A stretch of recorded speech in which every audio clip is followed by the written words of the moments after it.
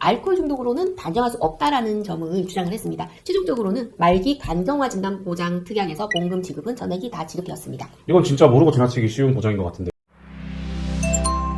안녕하세요. 사건사고TV 김지윤입니다. 안보험 하나쯤은 다들 가지고 계시죠? 암보장이라고 하면 보통 뭐가 떠오르세요? 대부분 암 진단비를 떠올리시겠죠? 그리고 실손, 입원비, 수술비 정도 생각하시지 않을까요? 맞아요. 그런데 오늘은 많은 분들이 모르고 지나치는 특약, 말기 간경화 진단비에 대해서 말씀 나눠보겠습니다. 네, 이게 정말 숨어있는 보장일 수 있어요. 특히 간경화나 간암을 진단받으신 분들은 오늘 꼭 확인해 보셔야 됩니다. 말기 간경화 진단비 담보, 실제 손해사정 사례에 대해서 한번 소개해 주시겠어요? 네, A씨는 간암 진단을 받았고 보험회사에서 암 진단비로 2천만 원을 이미 지급받은 상태였습니다. 그럼 고객 입장에서는 지급이 끝났다고 생각하실 수 있겠네요. 네, 보험회사에서 알려주지 않았기 때문에 그렇게 생각하고 계셨어요. 그런데 우연히 보험증권을 보다가 최초 진단 후에 한 3년 정도 지난 후에 말기 간경화 진단비 담보 특약이라는 게 가입되어 있는 걸 발견하신 거죠.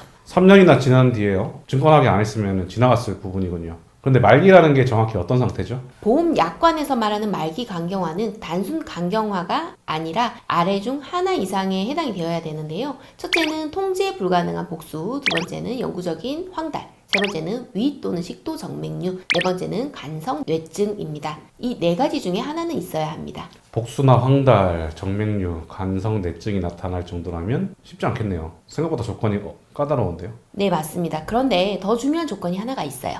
약관에서는 알코올 중독이나 약물 중독에 의한 간질환은 제외된다라고 규정하고 있거든요. 그러면 혹시 술 때문에 간이 나빠진 경우는 보장이 안 되는 건가요? 네, 바로 그 부분이 분쟁 포인트가 됩니다. 이 사례의 A씨는 일주일에 4번 이상 거의 매일 소주 3병을 드셨던 것으로 기록이 되어 있었습니다. 그럼 보험사에는 당연히 알코올 때문이라고 주장하겠네요. 네, 그래서 지급이 쉽지 않을 것으로 예상을 했고요. 예상대로 보험금 부지급에 대한 주장을 했습니다. 그 건 결국 어떻게 됐죠? 네, 저는 두 가지를 집중적으로 확인을 했는데요. 첫 번째는 약관에서 말하는 말기 간경한 상태가 맞는지, 두 번째는 알코올 중독으로 인한 간질환인지 여부인데요. 의무 기록과 검사 결과, 진단 내용 등을 근거로 해서 말기 간경화에 해당한다는 점을 입증을 했고요. 알코올 중독으로는 단정할 수 없다라는 점을 주장을 했습니다. 최종적으로는 말기 간경화 진단 보장 특약에서 보험금 지급은 전액이 다 지급되었습니다. 이건 진짜 모르고 지나치기 쉬운 보장인 것 같은데요.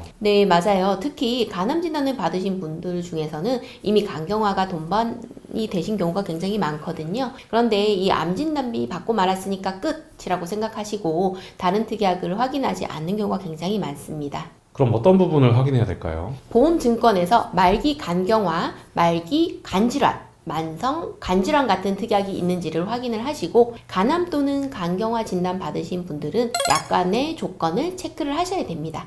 보험회사에 청구하기 전에 손해사정 상담을 고려하시는 것도 방법이 되실 수 있습니다. 특히 보험회사에 먼저 자료를 제출하며 보험회사에 유리한 근거 자료가 남을 가능성이 높아서 나중에 되돌리기 어려울 수 있으니까요. 손해사정 상담을 먼저 선행해 보시기 바랍니다. 혹시 주변에 간암이나 간경화로 치료받으신 분 계시다면 이 영상을 꼭 공유해주세요. 받지 못한 보험금을 받을 수도 있습니다. 네, 저는 다음에도 보험 보상, 놓치기 쉬운 정보를 가지고 다시 찾아오겠습니다. 영상 시청해 주셔서 감사합니다.